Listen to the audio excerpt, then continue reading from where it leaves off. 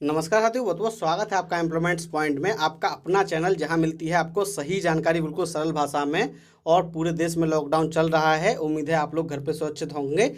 और इन सब के बीच एक बुरी खबर आई है उन कैंडिडेट के लिए जो तैयारी कर रहे हैं आर्मी टेक्निकल एंट्री की, यानी वो कैंडिडेट जिन्होंने 12th में PCM ले रखा है और जो आर्मी की भर्तियों की तैयारी कर रहे हैं उनके लिए एक बुरी खबर है। बुरी खबर क्या है इसके बारे में हम आपको बताने वाले हैं। साथ ही हम आपको बताएंगे कि अब तक योग्यता क्या थी, अब क्या रहने वाली है और इसका आपके ऊपर क्या इफेक्ट पड़ेगा, कौन से कैंडिडेट से प्रभावित होंगे। तो आप ये वीडियो एंड तक अवश्य देखना। और हमने इस वीडियो पे लाइक का टारगेट रखा है 1000 का, यानी 1000 लाइक अगर इस पर आते हैं तो हम आपके लिए और भी नॉलेजफुल वीडियो लेके आएंगे अगली, जिसमें हम आपको और भी नई जानकारी देने वाले हैं। तो वीडियो का टारगेट 1000 लाइक का है, हमें उम्मीद है आप इसे जल्दी ही पूरा कर लेंगे। तो चलिए अब हम बात कर लेते हैं इंडियन आर्मी टेक्निकल एंट्री में जो बदलाव होने जा रहे हैं उनके बारे में। तो साथ ही ये बात हो रही है इंडियन आर्मी की टेक्निकल एंट्री स्कीम यानी TES की।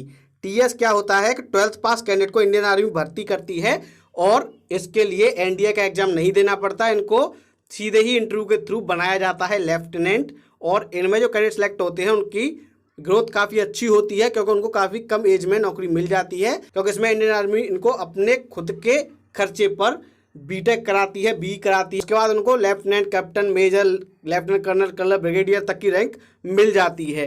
तो इसमें फ़ायदा क्या होता है कि वो एग्ज़ाम जो किसी तरीके से NDA का एग्ज़ाम फाइट नहीं कर पाए उनको यहाँ मौका मिल जाता है। क्वालिफिकेशन अब तक इसके लिए क्या रहने वाली थी वो आपको दिखा देते हैं। तो अब तक जो क्वालिफिकेशन थी उसके अनुसार आप 12th पास होने चाहिए, 70% मार्क्स आपके होने चाहिए फिजिक्स, केमिस्ट्री और मैथ में। 70% मार्क्स इन 3 सब्जेक्ट में मिलाकर अगर आपके हैं 12th में तो आपके पास मौका होता था सीधे ही लेफ्टिनेंट बनने का। NDA का एग्ज़ाम आपको नहीं देना पड़ता था, आपको सीधे ही इंटरव्यू के थ्रू, SSB इंटरव्यू के थ्रू इंडियन आर्मी में लेफ्टिनेंट की जॉब मिल जाती थी। अब तक ये होता आया था, लेकिन अब इंडियन आर्मी ने इसमें बदलाव कर दिया है। साथ ही हम आपको बता देते हैं कि इसके लिए एज लिमिट क्या रहती है। तो इसके लिए एज लिमिट रहती है 16.5 से लेके 19.5 साल, यानी जो एज लिमिट NDA वाली है वही इसमें रहती है, लेकिन इसमें आपको एग्ज़ाम नहीं देना पड़ता। और इसमें लगभग 90 वैकेंसी हर साल आती हैं। कितनी वैकेंसी आती हैं? 90 वैकेंसी आती हैं और इस साल में 2 बार आती है ये। और अब इसमें क्या बदलाव हो रहा है वो आपको बता देते हैं। ये छोटा चेंज नहीं है, बहुत बड़ा चेंज है और इसका क्या इफेक्ट पड़ेगा वो भी हम आपको बताएंगे। तो अब इसमें चेंज ये कर दिया है कि अगले साल से, यानी जो फॉर्म मई जून 2021 में आएंगे, इस साल वाले फॉर्म आने वाले हैं उसमें कोई बदलाव नहीं होगा, लेकिन जो नेक्स्ट ईयर फॉर्म आएंगे TS 46 कोर्स के लिए जो शुरू होगा जनवरी 2022 में, उसके लिए आपको 12th में PCM में 60% और JEE मेंस क्वालिफाई होना चाहिए। 2 चीज़ आपकी कर दी गई हैं। नई क्वालिफिकेशन आपके लिए क्या रहने वाली है मई 2021 से, जब आपके ये फॉर्म तो भर जाएंगे, इसके बाद जो फॉर्म भरे जाएंगे मई 2021 में, उसके लिए क्या क्वालिफिकेशन रहने वाली है जनवरी 2022 के कोर्स के लिए। तो पहली तो ये है कि इसमें 12th पास आप होनी चाहिए 60% मार्क्स के साथ PCM में। अब तक 70% था, लेकिन अब हो गया ये 60%। तो 60% मार्क के साथ PCM और JEE मेंस अगर आपका क्वालिफाई है, आप ये भर्ती देख पाएंगे। 60% मार्क के साथ 12th पास और JEE मेंस क्वालिफिकेशन। जबकि अब तक जो कैंडिडेट भर्ती होते थे उनके लिए सीधी योग्यता थी कि मैथ में अगर 70% है PCM में, वो फॉर्म भर देते थे और उनको इंटरव्यू के लिए बुला लिया जाता था। लेकिन अब ऐसा नहीं होगा, आपको 12th पास करना होगा 60% मार्क के साथ, और साथ ही आपको JEE मेंस भी फाइट करना होगा। उसके बाद ही आपको SSB इंटरव्यू के लिए बुलाया जाएगा। तो JEE मेंस और इंटर में यानी 12th में 60% मार्क्स आपके होने चाहिए, तभी आपको बुलाया जाएगा। पहले सिर्फ 12th में 70% होते थे, उसी के बेस पर आपको बुला लिया जाता था। अब जो बदलाव हुआ है उसका क्या फर्क पड़ेगा आपके ऊपर, क्या प्रभाव पड़ेगा वो सुन लीजिए। कि पहले तो आपकी डायरेक्ट शॉर्ट लिस्टिंग नहीं होगी परसेंटेज के बेस पर। पहले ज़्यादातर कैंडिडेट को 80% पर या फिर 85% पर जॉब मिल जाती थी, लेकिन अब ऐसा नहीं होगा।